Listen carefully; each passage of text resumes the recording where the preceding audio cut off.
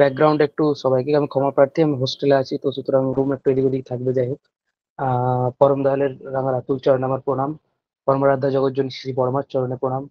পরম পূজ্যপাদ শ্রী শ্রী বরদা, পরম পূজ্যপাদ শ্রী আচার্যদেব, আমার পরম পূজ্যপাদ শ্রী শ্রী অবিন্দা সহ ঠাকুর পরিবারের সকলের চরণে আমার প্রণাম।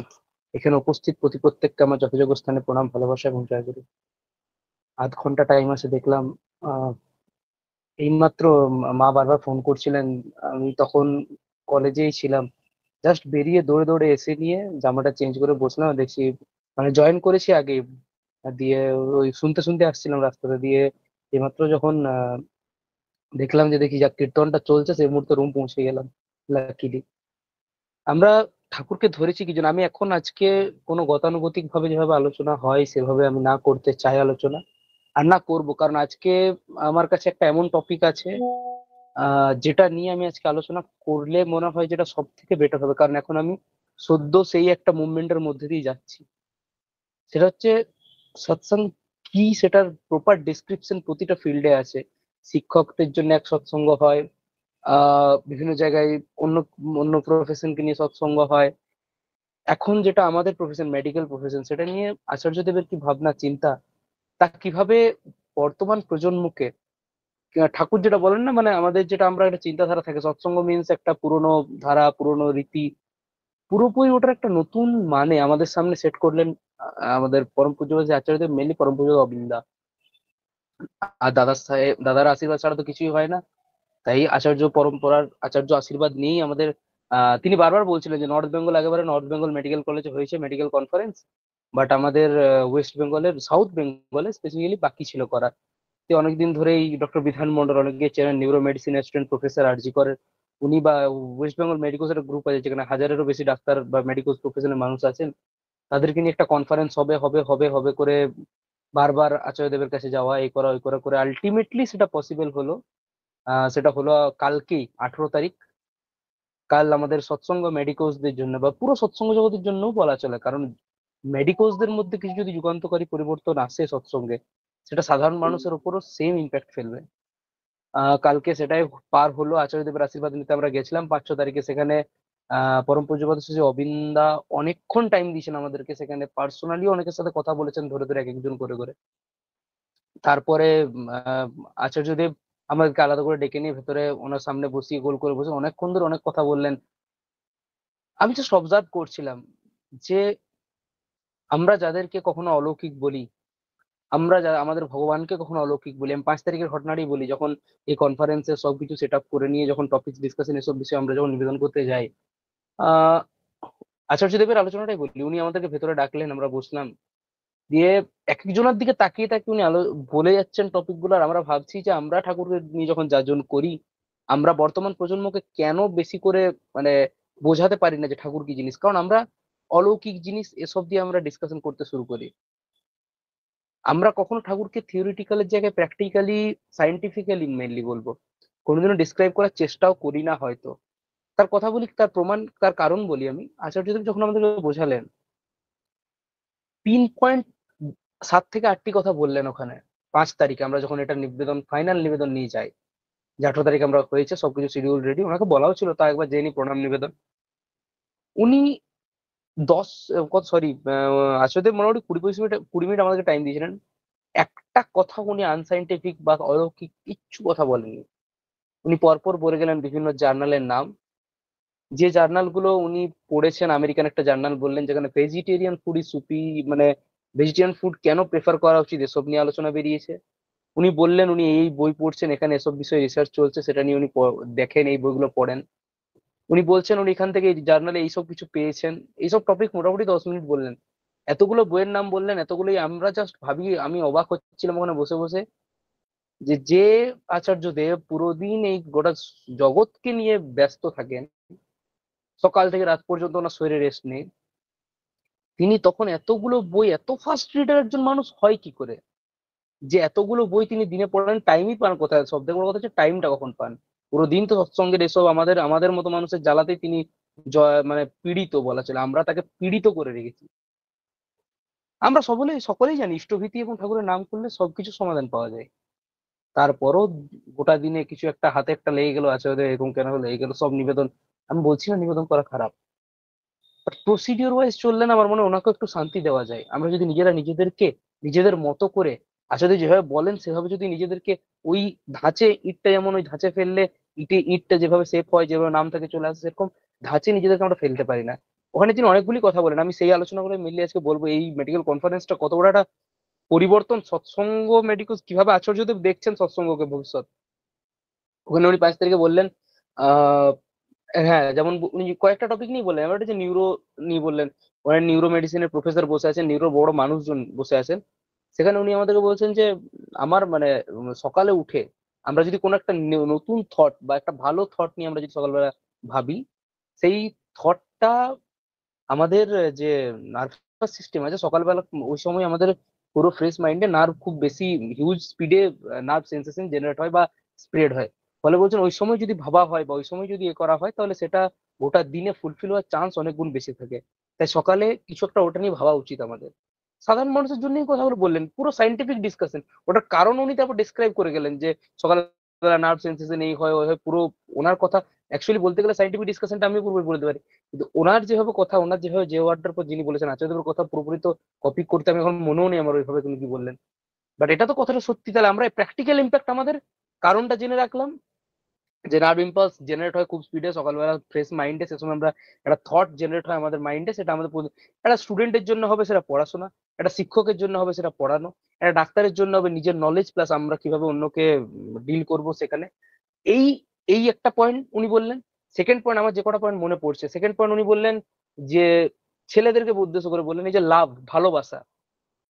ভালোবাসা নিয়ে একটা মানে এটা স্ট্রেট কমেন্ট করলেন যে ভালোবাসা জিনিসটা তখনই একটা ছেলে একটা মেয়ের প্রতি ভালোবাসায় লিপ্ত হতে পারে, যেটা আধুনিক কথিত ভালোবাসা এখনকার, যতক্ষণ পর্যন্ত সেই ছেলেটি মেয়েটির কাছ থেকে উম মানে কি বলবো আমি, যেটা শারীরিক কোনো সুবিধা পাচ্ছে, শারীরিক টাচ না পাচ্ছে, ততক্ষণ পর্যন্ত ওটা লাভ আর থাকে না। লাভ, শারীরিক টাচ বন্ধ হয়ে গেলে সেটা ছেলেটাও জানে, তার মনে আর লাভ বলে ওই জিনিসটা ওয়ার্ডটার উচ্চারণ করা যায় না, ভালোবাসা থাকে না। অ্যাকচুয়াল ভালোবাসা হচ্ছে যেখানে টাচ বিহীন ভালোবাসা হয়। এই touch, physical touch is not important in that love. সেটা হচ্ছে আমার সাথে আমার দয়ালে ভালোবাসা, যেখানে কোনো প্রকার কিচ্ছু কোনো চাহিদা নেই, বিনা স্বার্থের ভালোবাসা, ট্রু লাভ। ভালোবাসার প্রপার ডেফিনেশন আমার পরম দয়াল, যিনি পরম সুপ্রিম, আমার কাছে তিনি সুপ্রিম। আছে না একটা জায়গায় যে গোটা পৃথিবী আসলে একটা, সবাই স্ত্রী আমরা, স্বামী একজনই। স্বামী আমাদের সুপ্রিম হয় সবসময়, উনি আমাদের সুপ্রিম। আমরা তার লীলা খেলায় আমরা নিজেরা নারী রূপ নিয়ে আমরা সবাই আছি। সেই পরম পিতা, পরম পুরুষ যিনি, তার লীলায় আমরা ভেসে পড়ে আছি। উনি এই এই লাভের কথাটা থার্ড, ভেজিটেরিয়ান ফুড।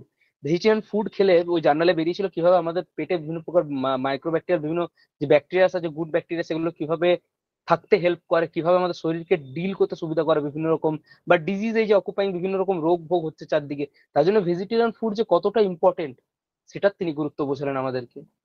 মোটামুটি 20 মিনিটের আলোচনা, তিনি 20 মিনিট আমাদেরকে ওখানে নিয়ে বসেছিলেন। এক একজনকে ধরে ধরে আরো বললেন হ্যাঁ যে দেখ তোর আগের থেকে বেশি এখন পজিটিভ রিভিউ পাচ্ছিস কিনা মেডিকেল ফিল্ডে। কারণ তার কিছুদিন আগে আমরা গেছিলাম এখানে নিমন্ত্রণ করতে আমাদের এই এটার জন্য, এমআর বাঙ্গুর। এমআর বাঙ্গুরের যার জন্য ইস্টার্ন ইন্ডিয়াতে এমআর বাঙ্গুর এখন নাম্বার 1-এ চলে। আমাদের এসএসকেএম, আমি যে হসপিটালে আছি, আইপিজিএম এর এসএসকেএম আমাদেরই, এই পিজিরই এমআর বাঙ্গুর এখানে আছে। এমআর বাঙ্গুরের যিনি এখন সুপারিনটেন্ডেন্ট ডক্টর সিসি নস্কর, খবরও দেখেছেন অনেকে, উনি হাইয়েস্ট মোস্ট লেন্দিয়েস্ট, মানে অনেকক্ষণ ধরে থেকেছেন ডিরেক্টর প্রথম, এতদিন ধরে কোনো ডিরেক্টর থাকেননি ওখানে। কারণ উনি থাকার পর বেমার বাঙ্গুর এখান থেকে এখানে গেছে পুরো। বেমার বাঙ্গুর নিয়ে চারদিকে যে ইন্ডিয়াতে একটা নাম হয়েছে সেটা ওনার জন্য, একদম ক্লিয়ার কাট কথা। ওনার ওনার ওখানে গেছিলাম, উনি প্রথমে আমাদেরকে স্বাগত জানালেন, ওখানে ওনার রুমে বসালেন। তবে একের পর এক ধীরে ধীরে উনি যখন খুলতে শুরু করলেন, কিছুক্ষণ পর এতটা ওপেন হয়ে গেলেন আমাদের সাথে। পরে জানলাম উনি 68 মন্দিরে পরম পূজ্য শ্রী অবিন্দার অন্নপ্রাশন উৎসবেও ছিলেন ওখানে রাতে, বড় বরণী মায়েদের সাথে কথা বলেছেন ওখানে। উনি নিজের দীক্ষার ঘটনা শোনান না। আমরা আচার্যদেবের সাথে থাকে অমুদা, আমরা সবাই জানি আচার্যদেবের ওখানে থাকেন অমুদা। উনি যখন বাঁকুড়া সম্মিলনী মেডিকেল কলেজে স্টুডেন্ট ছিলেন তখনকার বলা ছিলেন যে অমুদার মা মিনতি মা, তিনি কিভাবে তারা যখন স্টুডেন্ট লাইফে ছিল তখন অমুদার সাথে তারা যখন যেতেন, কিভাবে সেই মিনতি মা, অমুদার মা সেবা করতেন তাদের, সেখান থেকে হয়তো বেশ পেয়ে যে অমুদা এই জায়গায় গেছেন যে আচার্যদেব তাকে ছাড়তে চান না। আচার্যদেবের ছায়া সঙ্গীর মতো অমুদা সবসময় থাকেন। এই হচ্ছে পরম দয়াল পরম প্রেমময়।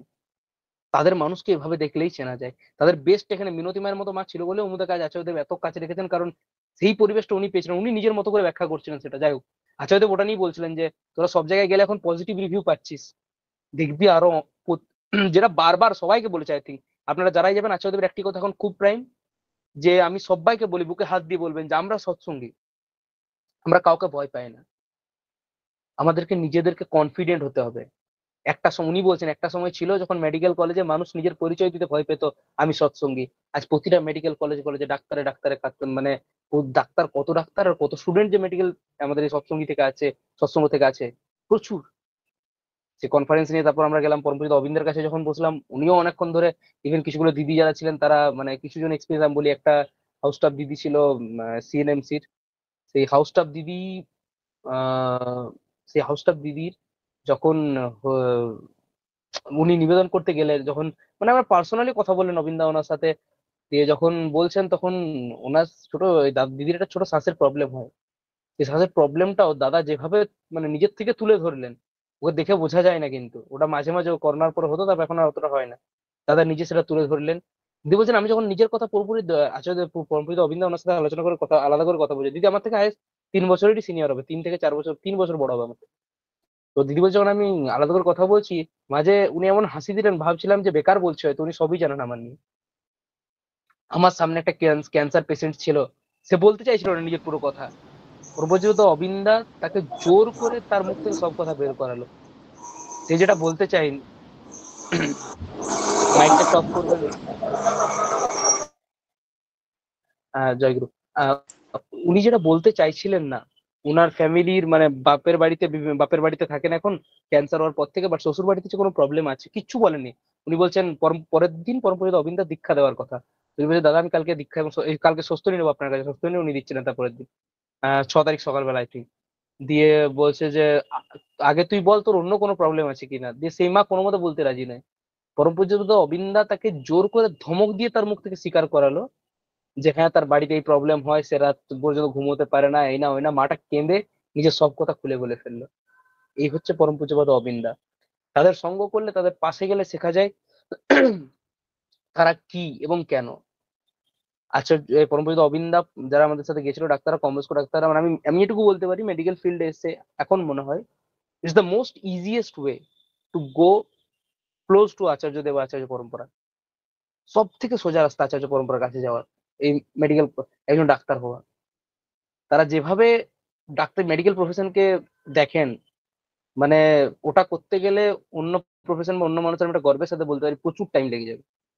আমি নিজের দিন পর্যন্ত গেছি, সামনে যেতে ডাইরেক্ট কথা হয় না, যখন এই মেডিকেল ডাক্তারদের থ্রুতে বা এই সব কিছুর জন্য যাই, একদম সামনে একদম নর্মাল, তিনি আমাদের জন্য আলাদা টাইম বের করে কোনো লাইনে দাঁড়ানো দরকার ফট করে জেনে উনি, কারণ মেডিকেল প্রফেশনটা একমাত্র প্রফেশন যেখানে আমার মনে পড়ে একবার, আহ কার লেখা, শ্রী দাদারই লেখা ছিল, এক জায়গায় মনে হচ্ছে আমি পড়ছিলাম, মনে হয় শ্রী দাদা, আমি যাই হোক খুব একটা মিস্টেক করতে পারবো না, কার লেখা, মনে হয় শ্রী দাদার ছিল যে মেডিকেল প্রফেশন একমাত্র প্রফেশন যেটা ঠাকুরও তাকে একটা আলাদা চোখে দেখতেন, কারণ এটা একমাত্র প্রফেশন যেখানে মানুষ নিজের কথা এসে খুলে বলে, আলাদা করে ডিপি ওয়ার্কসে যেতে হয় না। মানুষ নিজের কথা এসে খুলে বলে, সরি তখন ডিপি ওয়ার্কস বলেনি, ওনার লাইনটা ছিল মেবি দীক্ষার যাজনে যেতে হয় না, অন্য কিছু লাইনটা ছিল। মানুষ নিজের থেকে এসে খুলে বলে আপনাকে, বলে আপনার শুধু কাজ হচ্ছে পয়সা দিয়ে আপনি তার চিকিৎসা করুন, সাথে সাথে ফ্রিতে তার মনটাকে একবার পড়ে নিন। এই প্রফেশন আপনাকে মানুষের সেবা করার জন্য পয়সা দেয়, ডাইরেক্ট সেবা করার জন্য। অন্য কোনো প্রফেশনে এই মানসিক সেবাটা আপনি করতে পারবেন না, কারণ একটা মানুষ আপনার কাছে খুলে বলবে না যতক্ষণ না পর্যন্ত একটা ডাক্তারের কাছে শরীর খারাপের সময় মানে একদম কাতর অবস্থায় গিয়ে নিয়ে পড়ছে। এই হচ্ছে প্রফেশনের বেনিফিট। আমি আবার বলি, এই জন্যই হয়তো তারা আমাদের এতটা গুরুত্ব দেন বা আমাদের উপর চাপটা বেড়ে যায়, যে কাল দিন যখন ডাক্তার হবো, কাল দিন যখন সেই জায়গায় যাব। আমি বেরিয়ে যখন আসছি, আচার্যদেব যখন বেরিয়ে যাচ্ছে, এই পরমপুর অভিনেতা যখন বেরোচ্ছেন, ওই লাইনে আমি ছিলাম, দিদিদের সাথে যেহেতু ইন্টার্ন যারা হয়ে গেছে তাদেরকে বললেন, ইন্টার্ন দিয়েছিল, বলছে এই আমি আর 1.5 বছর পর ইন্টার্ন হয়ে যাবো। ইন্টার্ন যখন দিদি আছে, সেই দিদিকে বলছে তোরা এখানে বসে না থেকে যে পেশেন্ট গুলো লাইনে দাঁড়িয়ে আছে তাদের ট্রিটমেন্ট করবি, যে তাদের গুলো দেখ, ওটা তোদের কাজ। দিয়ে দিদিও বলেন যখন আমরা আসি দাদা এই কাজই দেন আমাদেরকে, এখানে এসব করায়। দিয়ে অবভিয়াসলি তাদের জন্য সেটা একটা মানে, বা আমাদের জন্য কিছুদিন পর আমার জন্য সেটা একটা বিশাল মোমেন্ট হবে আমার লাইফে। বা তারপরে তিনি যখন বেরিয়ে যাচ্ছিলেন, আমি তখন তার কাছে একটা ফোন আসে, দিয়ে ওনার ফোন বের করেন, আমি ফোনটার দিকে তাকিয়েছিলাম। দিয়ে হঠাৎ উনি আর কি করে আমার দিকে, আমি ফোনটার দিকে তাকিয়ে আছি, ওনার ফোনটার দিকে। দিয়ে আমার দিকে তাকিয়ে বলছে বলছে একটা নাম্বার যেটা আসছিল, আননোন নাম্বার থেকে কল আসছিল, ওনার 8250 সামথিং ছিল। দিয়ে বলছে এটা আমার নাম্বার নয়, এটা যে ফোন করেছে তার নাম্বার। দিয়ে পাশের জন জিজ্ঞেস করছে, দাদা যে কি হয়েছে? ও মনে হয় ভাবছে ওটা আমার নাম্বার। আমি মানে সেটা হতবাক হয়ে তাকিয়েছি, না কিছু বললাম লজ্জায়। কারণ আমি নাটাও বলতে পারছি না যে না দাদা আমি ফোনটার দিকে তাকাইনি, আমি আপনার দিকে তাকাচ্ছিলাম। দিয়ে বলছে যে ফোন এই নাম্বারটা চাপনি, এটা আমার নাম্বার নয়, যে কল করছে তার নাম্বার। এটা ছোট্ট হাস্য কৌতুকের একটা মোমেন্ট তৈরি হলো, যে মোমেন্টটা হয়তো আমার লাইফের জন্য আমি ওই মোমেন্টটা নিয়েও অনেকদিন পর্যন্ত খুশি থাকতে পারবো। এই হচ্ছে পরম পূজ্যপাত শ্রী অবিন দা, যিনি জানেন, মানে আমি বললাম তো ক্যান্সার পেশেন্টটা কেমন ধমক দিয়ে মুখ থেকে বের করলো না সব কথা। যিনি জানেন আপনার মধ্যে কি আছে, শুধু আপনাকে কি করতে হবে, আমাকে কি করতে হবে, একজন সকালে উঠে ইষ্টভৃতি নাম জপ, তারপরে জীবনটাকে নিজের মতো করে চালানোটা বন্ধ করতে হবে। নিজের মতো করে জীবন চালানোটা একদম বন্ধ করতে হবে। আমাকে আমার মতো থাকতে দাও, আমি নিজেকে নিজের মতো গুছিয়ে নিয়েছি, যেটা ছিল না ছিল না, সেটা না পাওয়ায় থাক, সব পেলে নষ্ট জীবন। আমাদের লাইনটা হবে আমাকে দয়ালের মতো থাকতে দাও, আমি নিজেকে আচার্যের চরণে সঁপে দিয়েছি।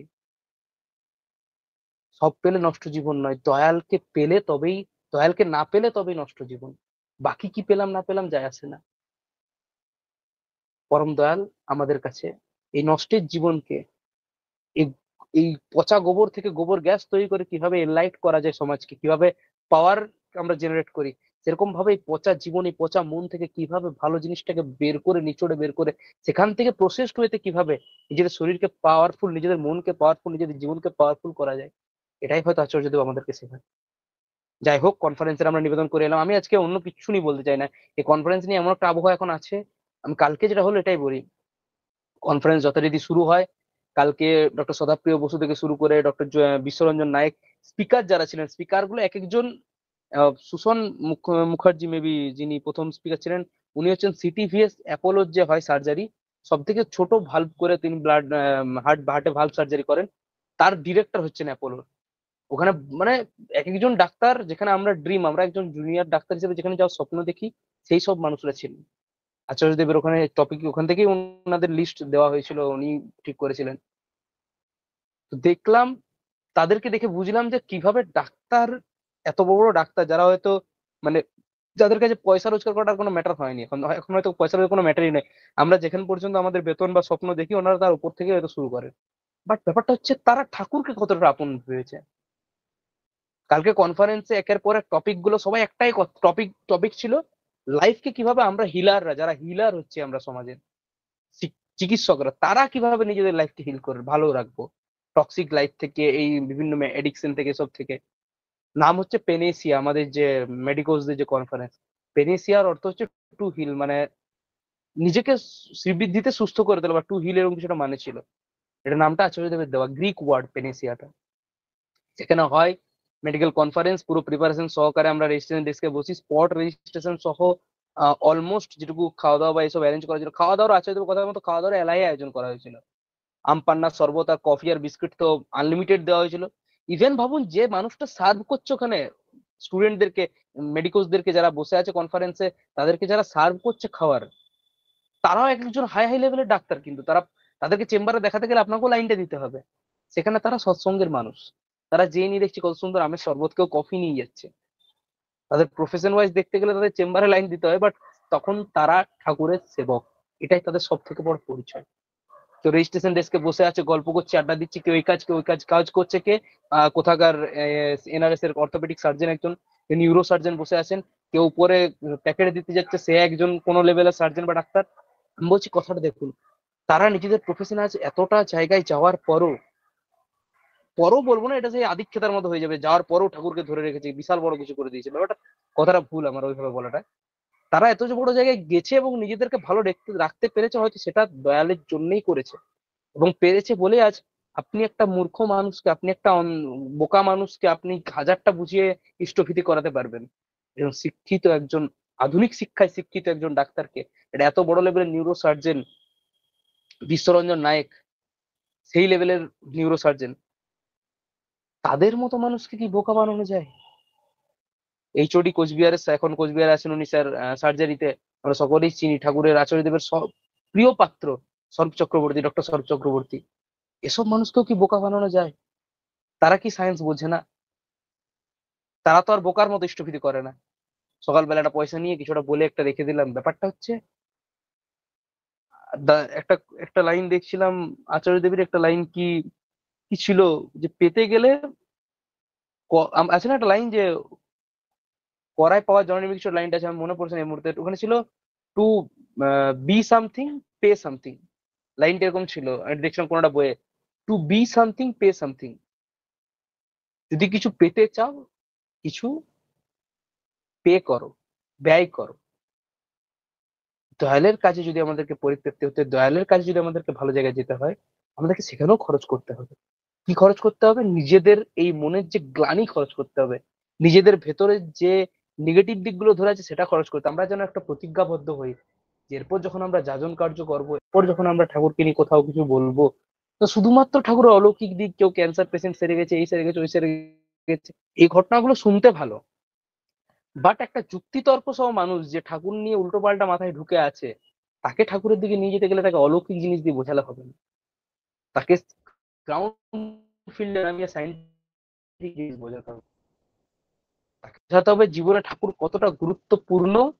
সায়েন্সের দিক দিয়ে বোঝাবো আমি যে কেন ভেজিটেরিয়ান ফুড ইম্পর্টেন্ট, আমি সায়েন্সের দিক দিয়ে বোঝাবো কেন স্টোরিটি ইম্পর্টেন্ট, আমি সায়েন্সের দিক দিয়ে বোঝাবো কেন ঠাকুরের বই পড়া ইম্পর্টেন্ট, আমি সায়েন্সের দিক দিয়ে বোঝাবো কেন মাস্টার ফুলফিলার ইম্পর্টেন্ট। ন্যাশনাল কনফারেন্সের আমি কয়েকটা জিনিস দেখাই, আমি কালকে যেটা হয়েছে আপনাদের একটা ভিউ দেখাবো আমি, যদি পসিবল হয় দেখা, এখান থেকে আশা করি দেখতে পাবেন। আহ আশা করি দেখা যাচ্ছে ছবিটা।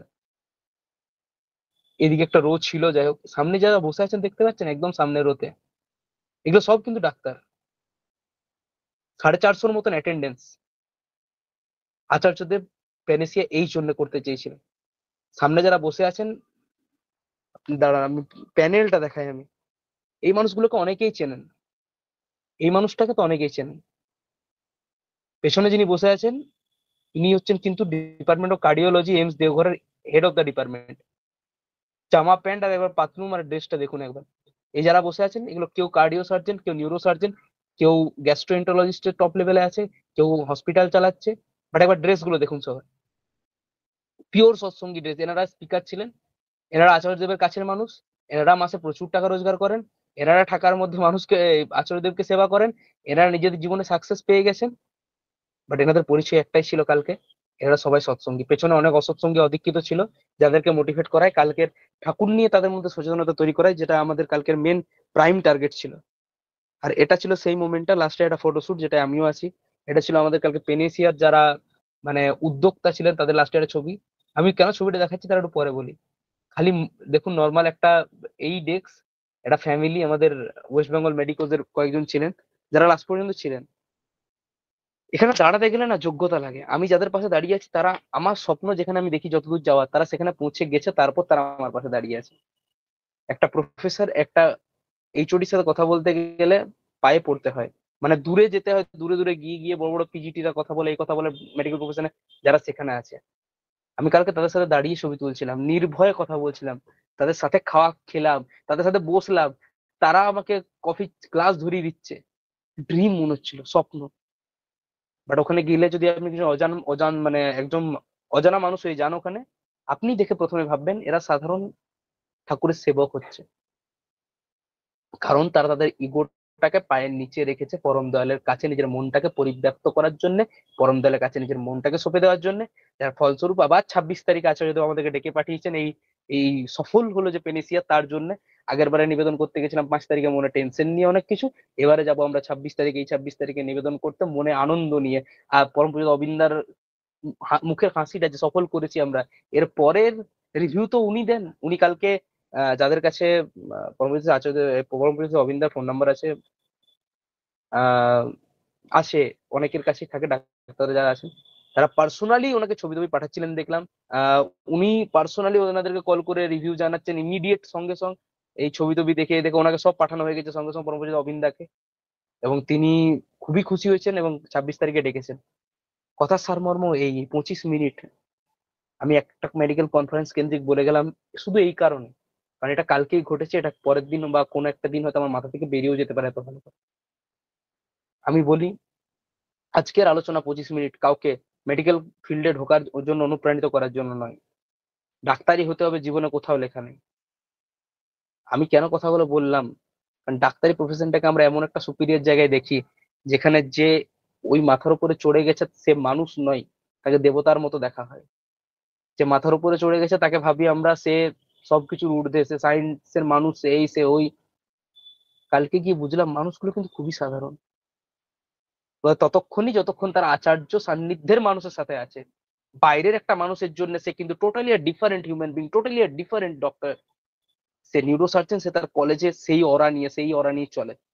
হ্যাঁ, অবভিয়াসলি আচার্যদেব তাই চান আমরা এক একজন আমাদের প্রফেশনের সেই পিক পয়েন্টে পৌঁছাই, যেখানে উনি উদাহরণ দিয়ে বলতে পারেন যে ওখানে পরমপিতা অবিন্দা একটা খুব সুন্দর লাইন বললেন যখন লাস্টে বেরিয়ে যাচ্ছিলেন একটা কাকে বেশ, বলছেন ডাক্তার এরকম হবি যেন ওই জেলায় বা ওই রাজ্যে যখন নাম করা হবে যে এই ডিপার্টমেন্টের 1 থেকে 10, তার মধ্যে যে টপে থাকবে সে যেন আমাদের সৎসঙ্গী হয়। যেন বলা যায় আরে ওনাকে যে দেখিয়ে নিন, ও আমাদের সৎসঙ্গী হচ্ছে ডক্টর এই। যদি উড়িষ্যাতে কেউ নিউরো স্পেশালিস্ট এসব কিছু সার্জারি নিয়ে কিছু একটা ডিসকাশন করা হয়, বলবে আরে ডক্টর বিশ্বরঞ্জন নায়ক উড়িষ্যার সেই লেভেলের নিউরো সার্জন হচ্ছেন। ব্যাপারটা হচ্ছে আমাদেরকে সেই জায়গায় পৌঁছতে হবে। নেফ্রো কেয়ারের ফাউন্ডার ডক্টর প্রতিম সেনগুপ্ত, আমি টাইটেল, উনি নেফ্রো কেয়ার হসপিটাল চেনেন, ফাউন্ডার হবেন, সিইও হচ্ছেন। তাহলে যে নেফ্রো যদি কিছু হয় সেই লেভেলের মানুষ একজন আছেন যে আমাদের সৎসঙ্গী হচ্ছে। আমাদেরকে এক একজনকে উদাহরণ হতে বললেন তিনি মেডিকেল ফিল্ডে। কথাটা আসি এরপর, বাকি যে 3 মিনিট আছে, 4 মিনিট আছে, 4 মিনিট আমি বলি এবারে। 41-এ শুরু করেছিলাম, যাই হোক। আমি বলি এরপর, এই যে আমরা যেটা করলাম, একটা দুটো লেভেল মেডিকেল ফিল্ডে থেকে নিয়ে যে জিনিসটা ওরা করছেন, বা ডক্টর বিধান মন্ডল যার নাম বলতে হয়, যার জন্য এটা এত বড় করে সফল হয়েছে, তারা আচার্যদেবকে নিজের মতো করে ভালোবাসে। আমাদের কাজ হবে আমরা আচার্যদেবকে যে প্রফেশনে থাকি, আচার্যদেবকে আমাদের মতো করে ভালোবাসবো, যাতে তিনি আমার এক্সাম্পল সেট করতে পারি। আমি এমন যে আচার্যদেবের কাছে গেলে বলতে পারি যে আমি যে ফিল্ডে আছি আমি সেই জায়গায় খুব ভালো জায়গায় আছি। সেজন্য যারা কম বয়স্ক আছো, ছোট ছোট ভাই বোন, প্রার্থনা করি সকলে ঠাকুরের চরণে থাকো। তবে তাদেরকে যারা বড় হয়ে গেছেন তাদের বলার বা জ্ঞান দেওয়ার তো আমি কেউ নই। তারা জীবনে আমার থেকে অনেক বেশি অভিজ্ঞ।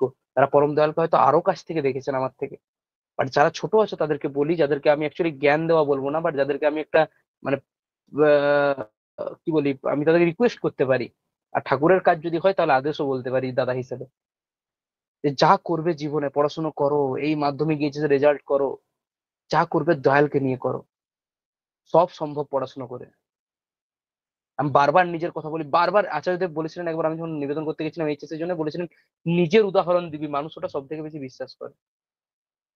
তা আমি বলি, আমি নিজে ম্যাথ পরীক্ষার আগের দিন এইচএস এ আমি সৎসঙ্গ করতে গেছিলাম। বাংলা পরীক্ষার 2 দিন আগেও, 1 দিন আগেও সৎসঙ্গ করে এসেছি, আর ম্যাথ পরীক্ষার আগের দিনও সৎসঙ্গ করে এসেছি। বাড়িতে মাঝে হাসাহাসি, বাবা তো বারণ করবেন না অবভিয়াসলি, ঠাকুরের কাছে বাবা জীবনে বারণ করেননি। বাবা মায়ের হচ্ছে তুমি পড়াশোনা যা করবে করো জীবনে, পড়াশোনা পড়াশোনা তুমি না করলেও চলবে, ঠাকুরের কাজটা করো। কারণ বাচ্চাটা পড়াশোনার থেকে বেশি ইম্পর্টেন্ট। ব্যাপারটা হচ্ছে এটাই। আমি গেছিলাম, এ করলাম, দিয়ে তখন হয়তো বারবার আমি কথাটা বলি যে হাজারজন হাজারটা কথা শুনিয়েছিল যখন ম্যাথ পরীক্ষার আগে দিন সৎসঙ্গে যাই, বলেছিল ঠাকুর ঠাকুর ঠাকুর করাই হবে তোর দ্বারা, বাকি আর কিছু হবে না। যখন ওয়েস্ট বেঙ্গল 11th হলাম এইচএস এ, 489 পেয়েছিলাম 500-তে, তখন তাদেরকে আমি লাস্ট টেক্সটটা আমি করেছিলাম যে ভাগ্যিস বলেছিলি তোরা এই কথাটা, সেই কথাই আমি বিশ্বাস করেছিলাম যে তোর ঠাকুর ঠাকুর করাই হবে। আর যার জীবনে ঠাকুর ঠাকুর করা হয়ে যায় তার জীবনে আর কিছু করার দরকার পড়ে না। কারণ পরম দয়াল তার জীবনটাকে তার মতো করে রচনা করেন। তাই রচয়িতা আমরা বেছে নিয়েছি। প্রবলেম হচ্ছে রবীন্দ্রনাথকে লিখতে দেওয়ার পারমিশন দিলে হবে না, রবীন্দ্রনাথকে তার কলমের কালি এবং কলমটা ধরতে দিতে হবে। তা আমার জীবনের, আমি ঠাকুরকে ধরেছি, আমি আমার রবীন্দ্রনাথকে চিনি, তিনি উপন্যাস রচনা করবেন আমার জীবন নিয়ে তা নয়। আমাকে প্রথমে আমার জীবনের কলমটা ধরার দায়িত্ব, আমার কলমটা ওনাকে তুলে দিতে হবে, যে আমার জীবনের রচনা তুমি করো, তোমার মতো করে করো। স্বাধীনতাটা তো দিয়ে দেখুন এই ঔপন্যাসিককে, দেখুন আপনার জীবনের উপন্যাস কিভাবে উনি রচনা করেন। তা আসুন সকলে মিলে ঠাকুরকে নিয়ে চলি, সকলে মিলে ঠাকুরের লেখা উপন্যাসে নিজেদের জীবনকে ভরিয়ে তুলে, নিজেদের জীবন হয়ে উঠুক পরম দয়ালের এক্সাম্পল সেট করার মতো। উদাহরণ দিয়ে যেন বলতে পারেন আমার আচার্যদেব যে ও হচ্ছে সৎসঙ্গী, ও আমার কথা মেনে চলে।